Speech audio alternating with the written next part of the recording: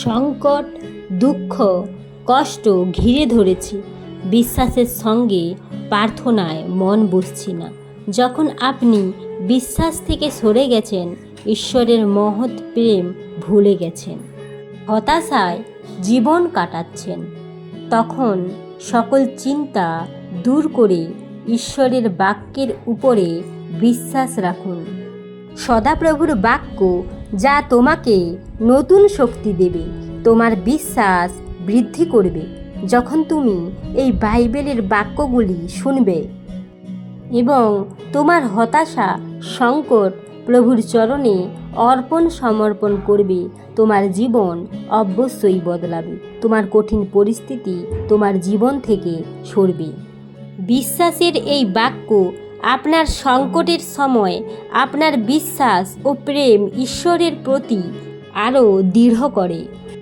এই বাক্য শুরু থেকে শেষ পর্যন্ত দেখুন, তাহলে আপনি অনেক কিছু শিখতে পারবেন এবং জানতে পারবেন। আসুন বাইবেল দ্বারা সেই বাক্য পাঠ করি এবং ঈশ্বরের মহৎ দয়া উপলব্ধি করি। দ্বিতীয় রাজাবলী 6 অধ্যায়ের 8 পদ।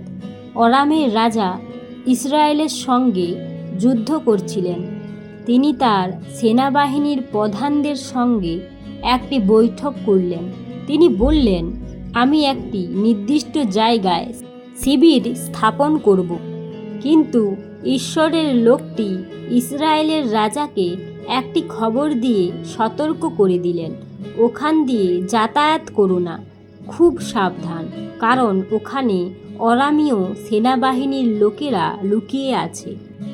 খবর পেয়ে ইসরায়েলের রাজা সঙ্গে সঙ্গে যে জায়গা সম্পর্কে এলিশাই তাকে সতর্ক করে দিয়েছিলেন তার লোকদের জানিয়ে দিলেন এবং তিনি তার বাহিনীর অনেকের জীবন রক্ষা করতে পারলেন। এই বাক্যের মাধ্যমে আমরা জানতে পারি এলিশা ঈশ্বরের দাস। প্রভু তার দাসের মাধ্যমে কথা বললেন এবং তার কথা মেনে চলাতে ইসরায়েল রাজা তার লোকজনকে রক্ষা করতে পেরেছিল। এই বাক্য অনুসারে আমাদের উচিত ঈশ্বরের ইচ্ছা অনুসারে চলা এবং ঈশ্বরের ইচ্ছা অনুসারে জীবনযাপন করা।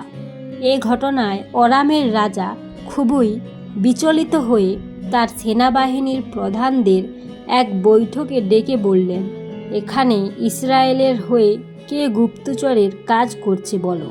তখন অরামীয় সেনাপ্রধানের একজন বললেন, আমার মনিব এবং রাজা, আমাদের মধ্যে কেউই গুপ্তচর নয়, ইসরায়েলের ভাওবাদী এলিশাই ইসরায়েলের রাজাকে অনেক গোপন খবরই দৈব বলে জানিয়ে দিতে পারেন।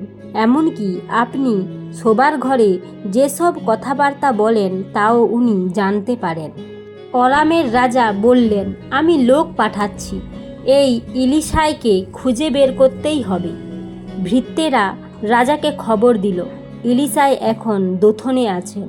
অরামের রাজা তখন রথ বাহিনী, ঘোড়া ইত্যাদি সহ সেনাবাহিনীর একটি বড় দল দোথনে পাঠালেন। তারা রাতারাতি সেখানে এসে শহরটাকে চারপাশ দিয়ে ঘিরে ফেলল। সেই দিন ঈশ্বরের লোকটির পরিচালক খুব ভোরে উঠে পড়ল। বাইরে গিয়ে দেখে ঘোড়া, রথ সহ বিরাট এক সেনাবাহিনী শহরের চারপাশ ঘিরে আছে। সে ছুটে গিয়ে ঈশ্বরের লোককে জিজ্ঞেস করল, প্রভু, আমরা এখন কি করব? এলিশাই বললেন, ভয় পেও না, আমাদের জন্য যে সেনাবাহিনী যুদ্ধ করে তা অরামের সেনাবাহিনীর থেকে অনেক বড়। এলিশাই তারপর প্রার্থনা করে বললেন, হে প্রভু, আমার পরিচারকের চক্ষু উন্মীলিত করো যাতে ও দেখতে পায়। তখন প্রভু সেই তরুণ যুবকের চক্ষু খুলিয়া দিলেন, অলৌকিক দৃষ্টি দিলেন। ও দেখতে পেল গোটা শহরটা শত সহস্র ঘোড়া আর আগুনের রথে ভরে রয়েছে। এলিশাইকে ঘিরে আছে এই বাহিনী। এই বাক্য দ্বারা আমরা জানতে পারি ঈশ্বরের মহান দয়া।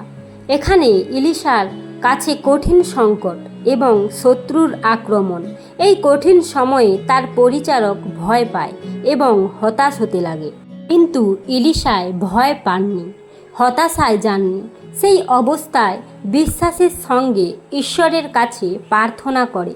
প্রার্থনা দ্বারা তিনি তার শত্রুদেরকে ধ্বংস করার কথা বলেননি, কিন্তু ঈশ্বরের মহান প্রেম অনুসারে তিনি ঈশ্বরের সাহায্যকে ঈশ্বরের কাছ থেকে চেয়েছেন এবং ঈশ্বরের কাছে প্রার্থনা দ্বারা তার শত্রুদের দৃষ্টি খুলে দিয়েছেন।